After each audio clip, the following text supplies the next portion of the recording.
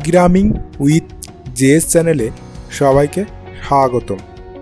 আজকে আমরা জানব জাভাস্ক্রিপ্টের কনস্ট্যান্ট সম্পর্কে।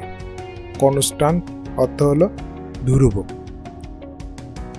আমরা ম্যাথ করার সময় দেখেছি যে কিছু কিছু রাশির মান কখনোই চেঞ্জ করা যায় না, তাদেরকে আমরা বলতাম ধ্রুবক। এখানেও সেরকম ধ্রুবক আছে, সেটা হলো কনস্ট্যান্ট। এর মানও কখনোই চেঞ্জ করা যায় না। কনস্ট্যান্ট ব্যবহার করার নিয়ম হলো CONST, কনস্ট কিওয়ার্ডটা লিখে তারপর যাকে আমি কনস্ট্যান্ট হিসেবে ব্যবহার করতে চাচ্ছি সেটা দিয়ে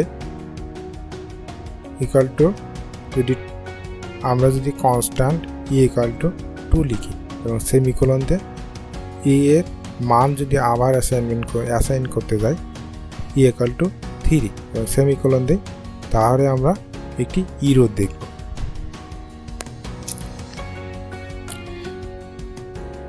ইররটি হলো uncaught type error, assignment to constant variable.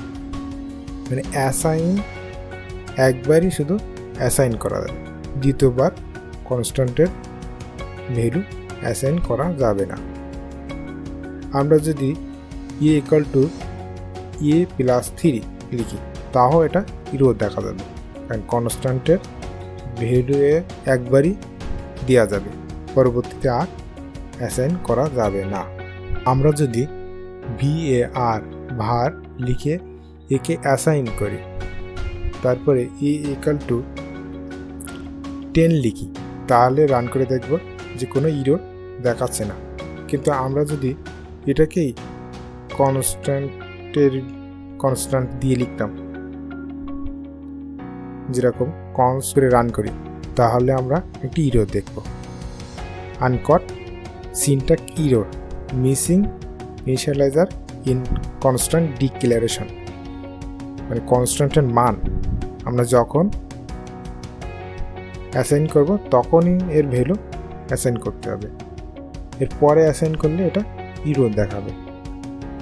Basically আমরা দেখলাম যে var এবং কনস্ট্যান্টের মধ্যে পার্থক্য হলো কনস্ট্যান্টের ভ্যালু চেঞ্জ করা যায় না, কিন্তু var এর ভ্যালু চেঞ্জ করা যায়। আর অন্যগুলো সব নিয়মই একই, ভেরিয়েবল যে কাজে ব্যবহার করা যাবে কনস্ট্যান্টও সে কাজে ব্যবহার করা যাবে, কোনো প্রবলেম নেই। এবারে আমরা জানবো জাভাস্ক্রিপ্টের কিওয়ার্ড। জাভাস্ক্রিপ্টে কিওয়ার্ড হলো যেরকম var, কনস্ট, তার মানে var নামে আমরা কোনো ভ্যালু অ্যাসাইন করতে পারবো না, কনস্ট নামে কোনো ভ্যালু অ্যাসাইন করতে পারবো না। বেসিক্যালি জাভাস্ক্রিপ্ট যে কিওয়ার্ডগুলো ব্যবহার করে সেগুলো আমরা ডিক্লেয়ার করার সময় ব্যবহার করতে পারবো না। এর একটি লিস্ট, কিওয়ার্ড এর লিস্ট, বেসিক কিছু লিস্ট আপনারা দেখতে পাচ্ছেন। এই লিস্টগুলো একবার দেখলেই হবে, আমরা এগুলোর সব কিছু আমরা ব্যবহার করব, আর এগুলো মুখস্থ করার কোনো প্রয়োজন নেই, একবার দেখলেই হবে, আমরা পরবর্তীতে ব্যবহার করার সময় দেখব। ধন্যবাদ।